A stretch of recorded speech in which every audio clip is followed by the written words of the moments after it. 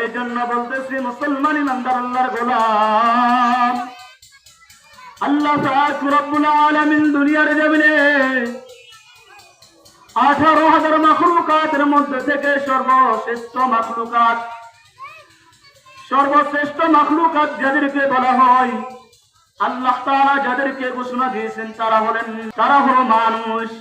আল্লাহ পাক রব্বুল আলামিন দুনিয়ার জমিনে সব মাখলুকাতের চাইতে দামি ঘোষণা দিয়েছেন মানুষকে, ইনসান জাতিকে।